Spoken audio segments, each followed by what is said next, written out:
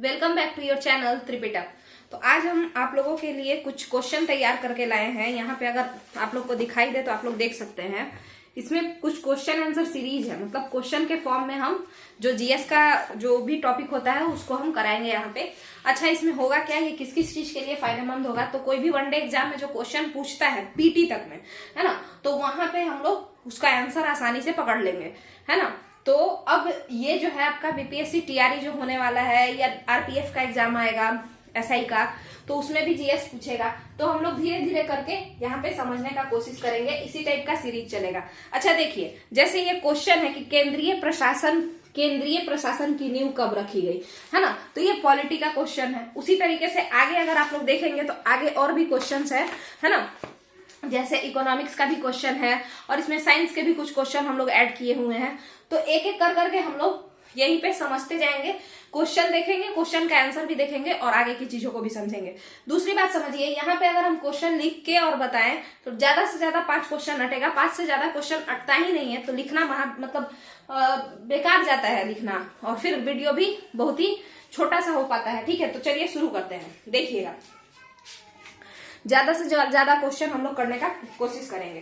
तो पहला क्वेश्चन है आपके पास कि केंद्रीय प्रशासन की नींव सर्वप्रथम कब रखी गई। तो यहाँ पे हम लोग एक क्वेश्चन देखते हैं, जिस क्वेश्चन में ये कह रहा है कि केंद्रीय प्रशासन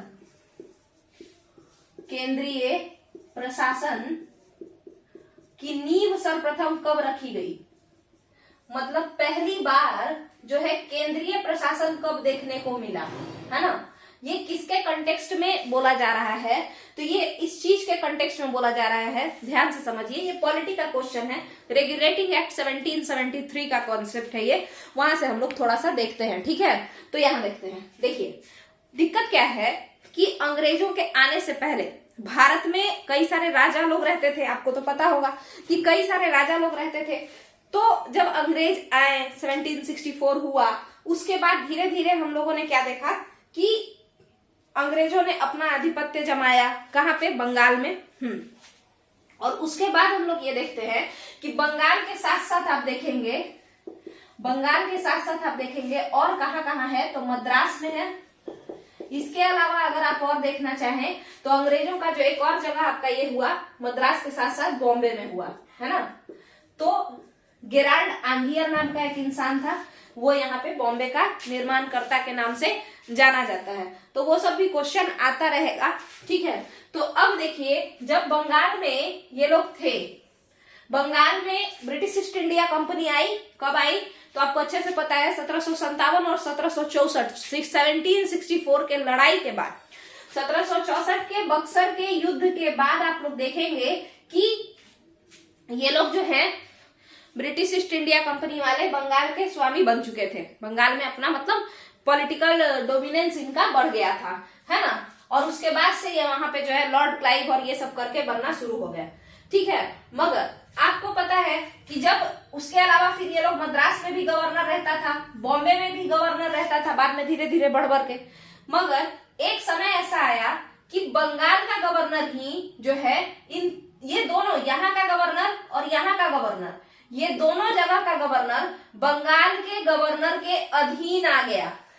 ये दोनों जगह का गवर्नर, मद्रास और बॉम्बे का गवर्नर, इसके अधीन, इसके अंडर कंट्रोल हो गया बंगाल के गवर्नर के। और तब हम कहेंगे कि भाई पावर जो है क्या हो गया, पावर सेंट्रलाइज्ड हो गया, पावर किसी एक के हाथ में चला गया। तो उसी पे क्वेश्चन है कि केंद्रीय प्रशासन की नींव सर्वप्रथम कब रखी गई, तो इसका आंसर है 1773।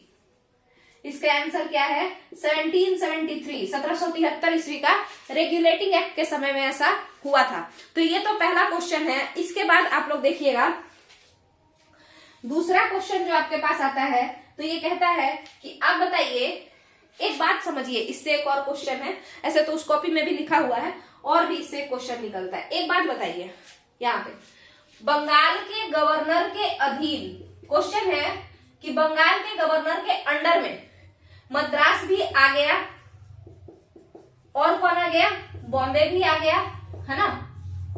तो मद्रास भी आ गया और बॉम्बे भी आ गया, ये दोनों आ गया। मगर आपको बताना है कि ये कब आया, दोनों इसके अंडर में कब आया, 1773 के रेगुलेटिंग एक्ट के 1873 के रेगुलेटिंग एक्ट के तहत ये दोनों आ गया। यहां तक का अगर क्लियर है तो फिर आगे बढ़े।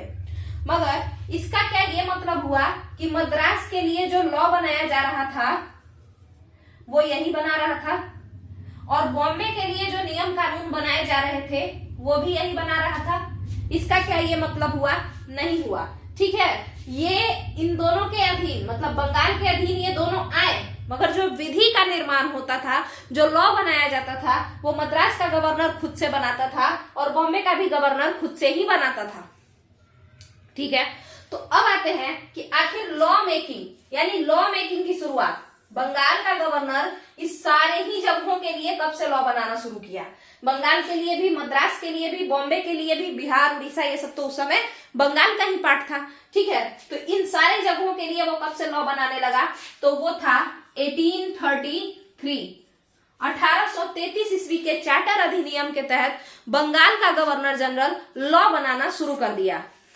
आप फिर से सुनिएगा, बंगाल के अधीन मद्रास और बॉम्बे 1773 में ही आ गए थे। ठीक है, ये दर्शाता है कि भाई सेंट्रलाइज्ड हो रहा है एडमिनिस्ट्रेशन, यानी केंद्रीय प्रशासन हो रहा है, पावर किसी एक के हाथ में जा रहा है। मगर जो लॉ बनाने का पावर था, यानी नियम बनाने, कोर्ट के पावर को हम लेजिस्लेट करना कहते हैं। ठीक है, अधिनियम बनाना, नियम बनाना, है ना, ये पावर बंगाल के गवर्नर के पास था। मगर किसके लिए? केवल बंगाल के लिए। मद्रास और बॉम्बे के लिए वहां के गवर्नर ही नियम बनाते थे। ठीक है, मगर बाद में 1833 ईस्वी में कहा गया कि मद्रास के लिए और बॉम्बे के लिए, इन दोनों जगहों के लिए भी गवर्नर कौन बनाएगा नियम? तो बंगाल का गवर्नर नियम बनाएगा। ठीक है, अब आइए इसके बाद का क्वेश्चन देखते हैं। अगर आप बताइए 1833 ईस्वी में बंगाल के गवर्नर पे कुछ ज्यादा ही बर्डन नहीं आ गया? कैसा बर्डन? इसको मद्रास के लिए भी नियम बनाना है और बॉम्बे के लिए भी नियम बनाना है। तो जब इतना नियम बनाना है तो आपको नहीं लगता है कि एक विधि सदस्य का होना जरूरी है, यानी जिसको लॉ की समझ हो, किसी ऐसे इंसान का होना जरूरी है?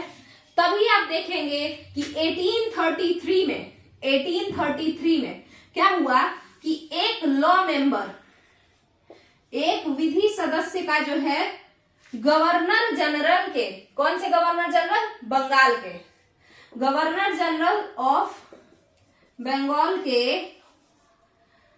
जो एग्जीक्यूटिव काउंसिल था, यानी जो कार्यकारिणी परिषद थी, ठीक है, कार्यकारिणी परिषद थी, उसमें गवर्नर जनरल के, बंगाल का गवर्नर जनरल का जो एग्जीक्यूटिव काउंसिल था, उसमें 1833 ईस्वी में एक और मेंबर ऐड हो गया और उस मेंबर का नाम था लॉ मेंबर, यानी विधि सदस्य ऐड हुआ।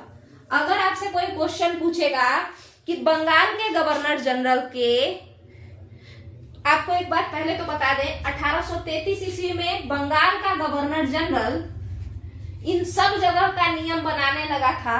लगभग समझ लीजिए तो जितना भी क्षेत्र भारत का ब्रिटिशर्स के कब्जे में था, उन सारे क्षेत्र का नियम कानून जो बनाना शुरू कर दिया था वो बंगाल का गवर्नर ही बनाना शुरू कर दिया था। कब? 1833 ईस्वी में।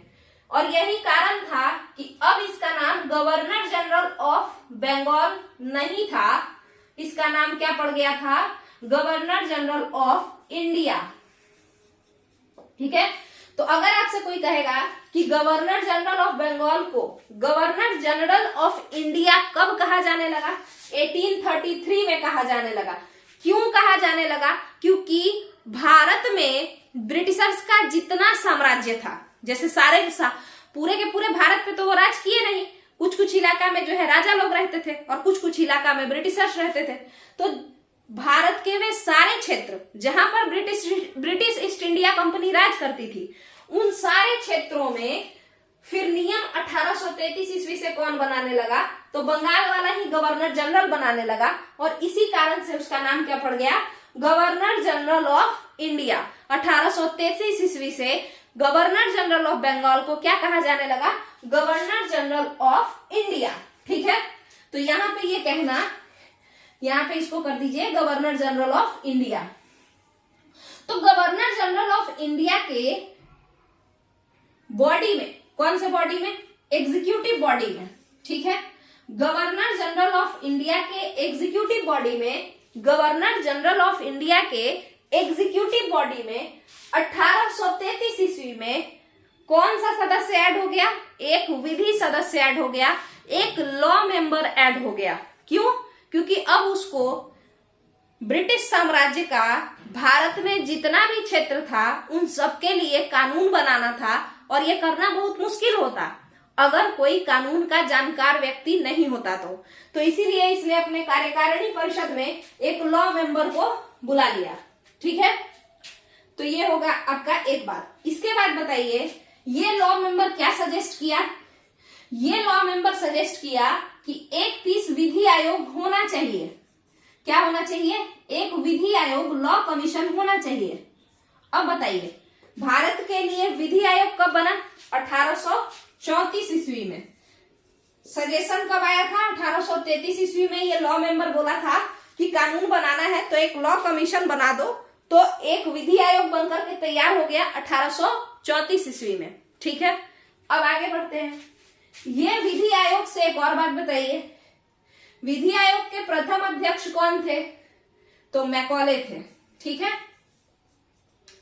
लॉर्ड मैकॉले, ठीक है। वही जो कि शिक्षा से रिलेटेड है हमारे यहाँ के, मतलब जो आपका वो वाला एजुकेशन है, इंग्लिश एजुकेशन से ये यही उसको प्रमोट किए हैं मैकॉले, ठीक है। और देखिए, एक बार लड़ाई हुआ था दो लोगों में, मतलब दो ग्रुप में। एक था कि जो कह रहा था कि वर्नाक्यूलर लैंग्वेज में ही पढ़ाई होना चाहिए, वर्नाक्यूलर लैंग्वेज जैसे हिंदी, मराठी, इस तरीके से जो भी भाषा है उसमें पढ़ाई होना चाहिए। और एक ग्रुप ऐसा था जो कह रहा था कि इंग्लिश को प्रमोट करना चाहिए पढ़ाई में, एजुकेशन में, ठीक है। तो जो ग्रुप ये कह रहा था कि इंग्लिश को प्रमोट करना चाहिए था, उसको लीड कौन कर रहे थे? मैकॉले कर रहे थे। और जो ग्रुप ये कह रहा था कि नहीं नहीं, जो लैंग्वेज है इन लोगों का लोकल, उसी में पढ़ाई होना चाहिए, उसको लीड कौन कर रहे थे? प्रिंसेप कर रहे थे, ठीक है।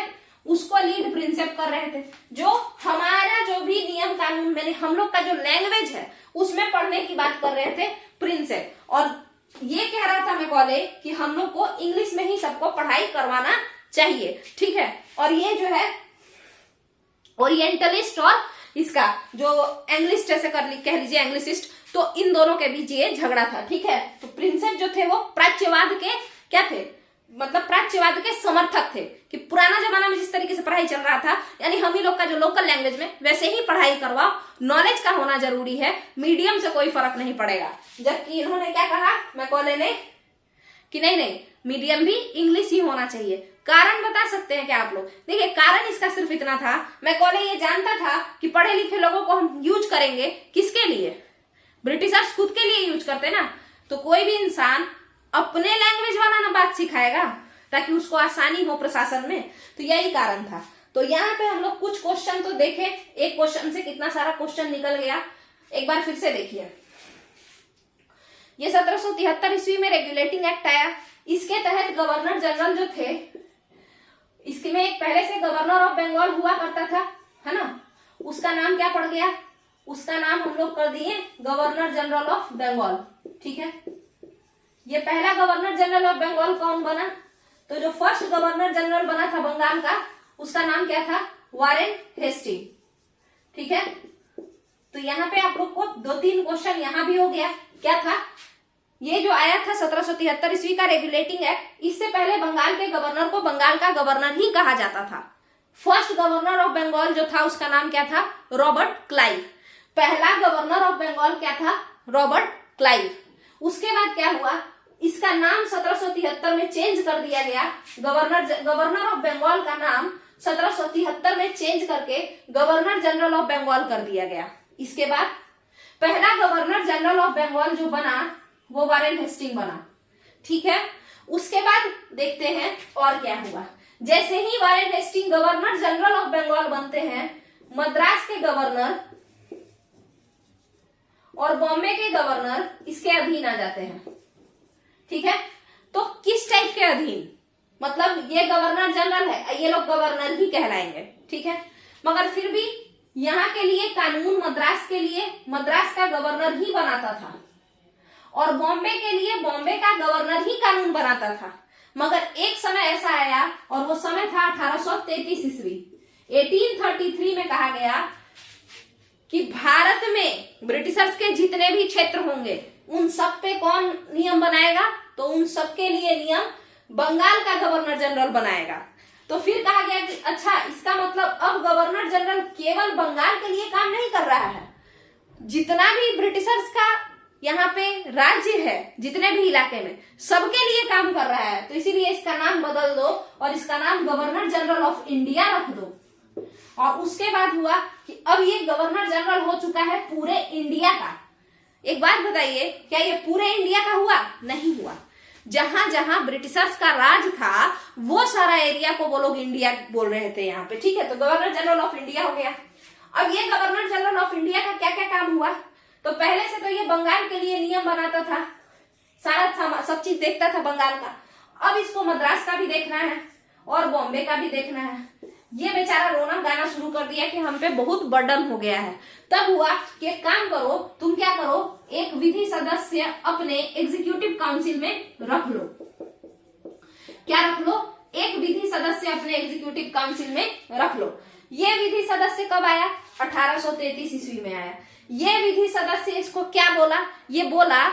क्या बोला ये बोला कि आप एक विधि आयोग बना लीजिए, इससे आपको सभी जगहों के लिए कानून बनाने में आसानी होगा। तो फिर आपको विधि आयोग यानी लॉ कमीशन बन करके आया। और ये कब बना? तो 1834 ईस्वी में। आप खुद बताइए, 33 में रिकमेंड किया गया है, तो जाहिर सा बात है अगले साल बन करके तैयार होगा, थोड़ा तो समय लगेगा। विधि आयोग के प्रथम अध्यक्ष कौन बने? मैकॉले। तो विधि आयोग के प्रथम अध्यक्ष मैकॉले बने थे और चौथे सदस्य के रूप में विधि सदस्य भी कौन थे? यही थे। यही सजेस्ट किए थे कि एक विधि आयोग बना लीजिए, ठीक है। अब इस बात को समझिए, मैकॉले का रिलेशन एक और है कि भाई वही इंग्लिश एजुकेशन के यहाँ पे क्या है, मतलब एक तरीके से समझ लीजिए तो प्रोपाउंडर है, ठीक है। तो मैकॉले हो गए। तो यहाँ पे आपका एक बात समझिए, यही है कि भाई 1773 में केंद्रीय प्रशासन यानी सत्ता का केंद्रीकरण हो गया। 1773 में सारा पावर गवर्नर जनरल के, बंगाल के गवर्नर जनरल के पास गया। मगर विधि निर्माण का भी पावर कब चला गया? 1833 में। सही में पावरफुल कब बन गया बंगाल का गवर्नर जनरल? 1833 में, ठीक है। तो यहाँ पे आपका एक बात क्लियर है, ठीक है। अब एक बात बताइए, बड़ा सिंपल सा क्वेश्चन है, 1 मिनट रुकिएगा। बजट का निर्माण कौन करता था? पूरे भारत में बजट का निर्माण, पूरा भारत को आप लोग ये कभी मत समझिएगा कि पूरा भारत की बात हो रही है अभी, मतलब जिस समय ये सब बन रहा था पॉलिटी में, ब्रिटिश भारत में, ब्रिटिश इंडिया के समय में पूरे भारत के बजट का निर्माण कौन करता था? क्वेश्चन है एक, इसको मिटा लें हम पहले। देखिएगा कि ब्रिटिश इंडिया के समय में, किस समय में? आजादी से पहले, आजादी से पहले भारत में बजट का निर्माण कौन करता था? पूरे भारत के लिए, पूरे भारत के लिए, या आप कह लीजिए ब्रिटिश भारत, वैसा क्षेत्र जिस पे ब्रिटिशर्स का कब्जा था। बजट का निर्माण कौन करता था? तो आपको पता है कि भाई विधि, सारा का सारा विधि का डिपार्टमेंट किसको दे दिया गया था? बंगाल के गवर्नर जनरल को। कब दिया गया था? 1833 में। और जब इसको पता चला इस बंगाली को कि हम ही को मद्रास का भी बनाना है और हम ही को बॉम्बे का भी बनाना है, तो ये कहा कि तो बोल दो ना पूरे भारत के लिए हम ही को बनाना है और मेरा नाम चेंज कर दो, मेरा नाम रख दो governor general of India, India का गवर्नर जनरल, ठीक है। तो जब विधि का निर्माण पूरे ब्रिटिश भारत के लिए इंडिया का गवर्नर जनरल करता था, तो बजट कोई और चीज है क्या? बजट भी तो पार्ट ऑफ क्या है? लॉ मेकिंग है ना। तो बजट का निर्माण भी भारत के लिए कौन करता था? ब्रिटिश भारत के लिए गवर्नर जनरल ऑफ इंडिया। उसको अब कह सकते हैं हम बंगाल का गवर्नर जनरल? नहीं कह सकते हैं। क्यों? क्योंकि वही मद्रास के लिए भी नियम बना रहा है, वही बॉम्बे के लिए भी नियम बना रहा है, तो हम उसको ऐसा कह सकते हैं कि बंगाल का है। एग्जाम्पल से समझिए, मोदी जी गुजरात के हैं, है ना, तो हम उनको गुजराती कहेंगे कि हाँ गुजरात के पीएम है, गुजरात के पीएम है। इससे क्या होगा? इससे एक जो बाकी राज्य हैं, जो बाकी राज्य के लोग उनको वोट किए हैं, उनका सेंटिमेंट उसको ठेस पहुंचेगा, है ना, क्योंकि वो गुजरात के सीएम के तौर पर नहीं है, वो अब इंडिया के पीएम है ना। क्यों? क्योंकि वो पूरे भारत के लोगों को जो है रिप्रेजेंट कर रहे हैं, पूरे भारत के लोगों को रिप्रेजेंट कर रहे हैं ना। इसी तरीके से ये भले ही बंगाल का गवर्नर जनरल था, मगर अब ये मद्रास के लिए भी नियम बना रहा है और बॉम्बे के लिए भी नियम बना रहा है, तो अब इसका नाम चेंज करके हमको गवर्नर जनरल ऑफ इंडिया कहा जाने लगा, है ना। अब बताइए कि first governor general of India कौन बना? तो उसका नाम था William Bentinck. First governor general of India कौन बना? William Bentinck, Lord William Bentinck first governor general of India यही बने थे, ठीक है। और यही जो है विधि बनाना शुरू किए पूरे भारत, ब्रिटिश भारत के लिए, और बजट का निर्माण भी अब इन्हीं के डिपार्टमेंट में आ गया था। अब बजट से क्वेश्चन देखिए, बजट पे आपको सवाल पूछने का अधिकार कब मिला? कौन से अधिनियम से, किस एक्ट से बजट पे सवाल पूछने का अधिकार ब्रिटिशर्स के समय में मिला? बताइए। तो वो था 1892, ठीक है। भारत शासन अधिनियम 1892 1892 में ब से बजट पे प्रश्न पूछने का अधिकार दे दिया गया। यानी 1833 से बजट पूरे इंडिया के लिए बनाया जाने लगा और 1892 में भारतीयों को ये अधिकार मिला कि जो आपके पास जो बजट जा रहा है बन करके, आपको अगर उसमें कुछ पूछना हो, कुछ सही ना लगे, कुछ गलत लगे, तो आप उसको पूछ सकते हैं, है ना। तो ये 1892 में इन लोगों को ऐसा पावर मिल गया। अब यहाँ आइए, विलियम बेंटिक से क्वेश्चन देखते हैं। आपसे फिर से यहाँ पे देखिए, बजट पे प्रश्न पूछने का अधिकार कब मिला? 1892 में मिला। बजट पे प्रश्न पूछने का अधिकार कब मिला? 1892 में। कौन प्रश्न पूछ सकते थे?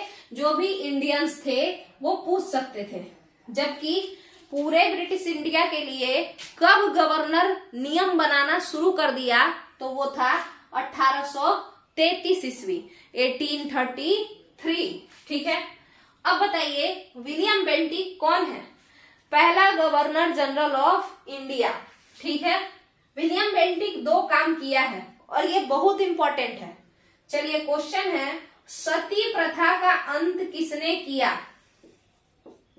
सती प्रथा का अंत किसने किया? बताइए। तो सती प्रथा का अंत विलियम बेंटिक ने ही किया। दूसरा क्वेश्चन है, सती प्रथा कौन से एक्ट के तहत बंद हुआ? तो एक्ट का नाम था 17। सती प्रथा कौन से एक्ट के तहत, अधिनियम के तहत बंद हुआ? तो उसका नाम था 17, एक्ट 17। तीसरा क्वेश्चन है कि विलियम बेंटिक तो इसको बंद किए, मगर इनको उकसाया कौन था? बताइए। तो वो थे राजा राम मोहन रॉय। राजा राम मोहन रॉय। अब एक क्वेश्चन और है, और ये बहुत इंपॉर्टेंट है और बहुत लोगों को शायद ये पता भी नहीं होगा कि सती प्रथा को सपोर्ट कौन करते थे। एक इंपॉर्टेंट पर्सनालिटी थे, ये बीपीएससी का क्वेश्चन है। वो सती प्रथा के खिलाफ नहीं थे, वो सती प्रथा को सपोर्ट करते थे। वो कौन थे? तो उनका नाम था राधाकांत देव। राधाकांत देव एक बड़ा ही विचित्र टाइप के इंसान थे। क्यों? ये फीमेल एजुकेशन की बात करते थे, ठीक है। ये अनइक्वल मैरिजेज के भी खिलाफ थे, मगर ये सती प्रथा को सपोर्ट करते थे। उसके पीछे का कारण अगर आप लोग जानना चाहें तो ये कहते थे कि अगर जब किसी का हस्बैंड मर जाता है तो उसका लाइफ जो है मरने से भी बुरा हो जाता है, तो इससे अच्छा उसको मर जाना चाहिए। और यही कारण है कि राधाकांत देव राजा राम मोहन रॉय के एकदम अगेंस्ट थे, ठीक है, और वो सती प्रथा को सपोर्ट करते थे, ठीक है। तो यहाँ पे आपका कुछ क्वेश्चन सती प्रथा से रिलेटेड निकल करके आ गया। अब चलिए आगे देखते हैं।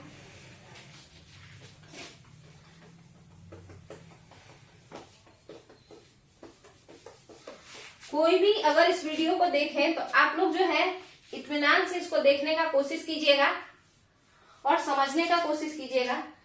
और अगर वीडियो का पैटर्न सही लगे तो नीचे कमेंट कीजिएगा, और इसमें अगर कुछ अजीब तरीके का लगे जैसे कुछ, क्योंकि ये नए पैटर्न पे हम समझाने का कोशिश कर रहे हैं, तो आप लोग अपना जो राय है नीचे कमेंट में जरूर बताइएगा, ठीक है। ऐसे ही क्वेश्चन जोड़ जोड़ के हम लाते रहेंगे।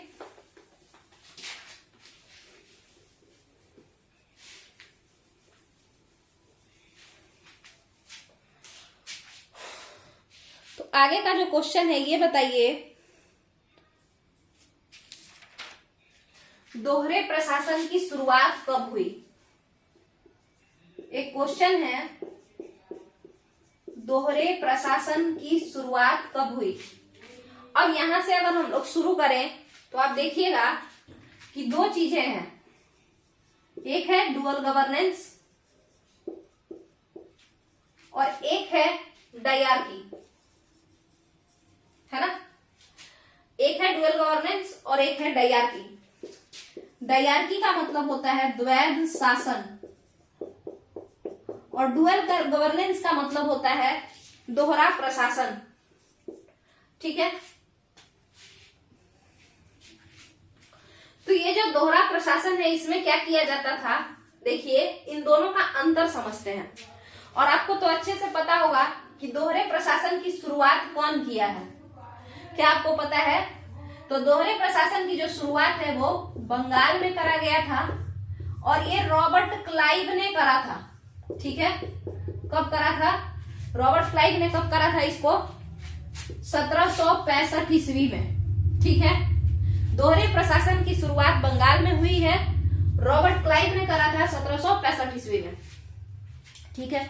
अब ये दोहरा प्रशासन होता क्या है या डुअल गवर्नेंस क्या होता है, तो इसको समझिए। देखिए किसी भी राज्य को चलाने के लिए दो तरीके का काम होता है। एक तो कि आपको क्या करना है, टैक्स लेना है, ठीक है। तो आप ले लीजिए टैक्स, और टैक्स लेने के बदले आपको सारे लोगों का केयर करना है, सबका हेल्प करना है। तो इसको क्या करेंगे, इसको क्या कहेंगे कि हम तो किसी से पैसा लिए और उसके बदले उसका सेवा कर रहे हैं, तो हम यही कहेंगे ना कि सेवा करना, ठीक है। तो सेवा करना यानी सर्विस देना, ठीक है। सर्विस कैसे, किसी को अनाज देके हम उसको सर्विस दे सकते हैं, किसी के लिए स्कूल खोल के हम उसको सर्विस दे सकते हैं, और बदले में तो हम टैक्स ले ही रहे हैं जनता से। तो यही दो तरीके का काम होता है, किसी भी राज्य को चलाने के लिए सरकार को यही दो तरीके का काम करना होता है, ठीक है। आपका यहां तक का अगर क्लियर है तो हम समझाएं आगे। अब देखिए, तो ये टैक्स हम ले रहे हैं यानी कि पैसा ले रहे हैं, तो पैसा लेने के काम को दीवानी कहते हैं, ठीक है। दीवानी किस मतलब फारसी भाषा में, मुगलों का जमाना है ना ये, तो दीवानी। और सर्विस देने के काम को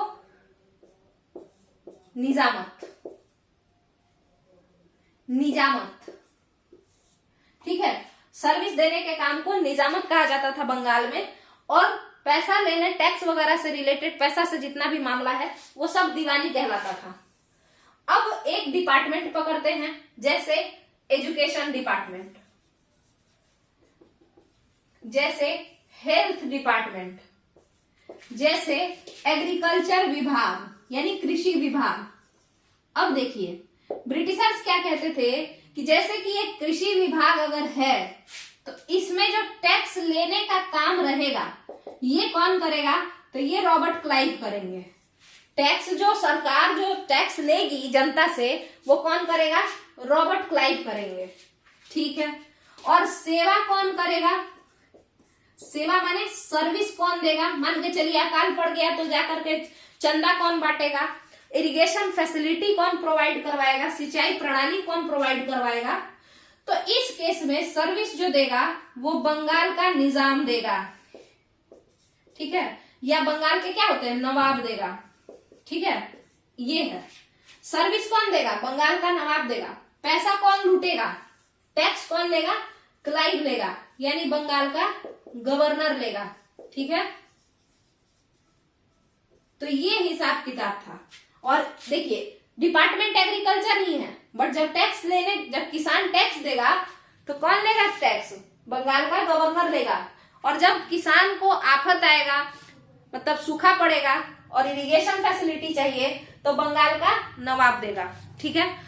अब बताइए पैसा कोई और ले रहा है, सेवा कोई और करेगा, क्या ये पॉसिबल है, नहीं है। और इसी कारण से आप देखेंगे कि जब ब्रिटिश इंडिया का जमाना था, उस जमाने में सूखा कुछ ज्यादा ही पड़ता था, उस जमाने में महामारी कुछ ज्यादा ही होता था, है ना। उस जमाने का एजुकेशन सिस्टम काफी खराब था, बहुत ही मतलब पढ़ाई लिखाई से वैसा कोई खास लेना देना नहीं होता था, ठीक है। तो ये आपका हिसाब किताब है, जो कि इसी को हम लोग कहते हैं दोहरा प्रशासन, यानी प्रशासन एक इंसान शासन नहीं कर रहा है, दो लोग शासन कर रहे हैं। एक तो टैक्स ले रहा है और एक फ्री फोकट का उसको कहा जा रहा है कि तुम सेवा करो। तो इस कारण से नवाब भी सेवा नहीं कर पाते थे, ठीक है। तो यही है दोहरा प्रशासन। तो दोहरे प्रशासन की शुरुआत कब हुई, रॉबर्ट क्लाइव के द्वारा हुआ था 1765 ईस्वी में बंगाल में, ठीक है। अब ये बताइए कि बंगाल का पहला गवर्नर कौन था, यही था बंगाल का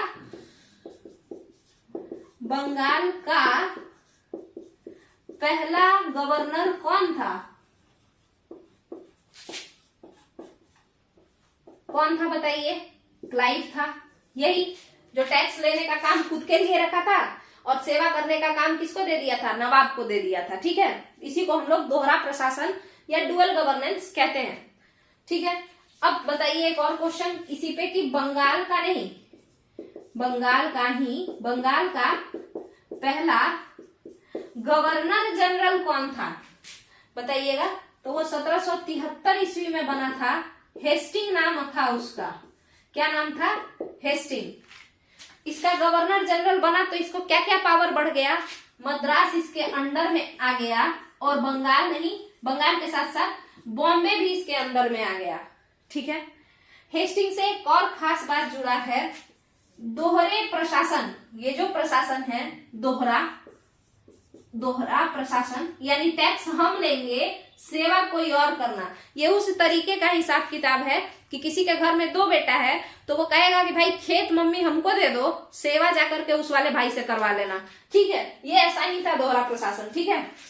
तो ये जो दोहरा प्रशासन है, इसको खत्म कौन किया, दोहरे प्रशासन को खत्म कौन किया, बताइए। तो दोहरे प्रशासन को जो खत्म किया है वो वॉरेन हेस्टिंग ही है। तो दोहरे प्रशासन की शुरुआत कब हुई, 1765 ईस्वी में, और दोहरा प्रशासन खत्म कब हुआ, 1773 ईस्वी में। दोहरे प्रशासन को खत्म कौन किया, वॉरेन हेस्टिंग ने किया। दोहरे प्रशासन को खत्म कौन किया, वॉरेन हेस्टिंग ने किया। दोहरे प्रशासन को खत्म कौन किया, वॉरेन हेस्टिंग ने किया। जबकि दोहरे प्रशासन की शुरुआत कब हुई, 1765 में रॉबर्ट क्लाइव ने शुरू किया। दोहरा प्रशासन क्लियर होगा आप मेरे हिसाब से। अब आप लोग इस बात को समझ चुके हैं। अब एक चीज आता है द्वैध शासन, डायरकी, ठीक है। इसके लिए अब हम लोग आगे के वीडियो में देख लेंगे, डायरकी से ही स्टार्ट करेंगे। चलिए अभी इसी वीडियो को हम लोग यहीं पे खत्म करते हैं। ऐसा वीडियो हम और बना करके डालते जाएंगे। अगर इसको जो भी लोग देखें, हो सकता है 2 ही लोग देखें, 4 ही लोग देखें, तो जरूर बताइएगा क्या ये पैटर्न सही है और अगर इसको और कैसे कैसे सुधारा जा सकता है, ठीक है। तो उस तरीके से हम लोग देखेंगे, ज्यादा से ज्यादा क्वेश्चन करने का कोशिश करेंगे और लिख करके सजा के लिखने में, ये सब करने में टाइम बहुत ज्यादा लगता है और 5 या 4 क्वेश्चन अटता है और उसके बाद कहानी खत्म हो जाता है, क्योंकि बोर्ड छोटा है, ठीक है। मतलब डिजिटल बोर्ड नहीं है, इस वजह से ये सब प्रॉब्लम आता है। चलिए तो यहीं पे इस वीडियो को खत्म करते हैं। चलिए, थैंक यू।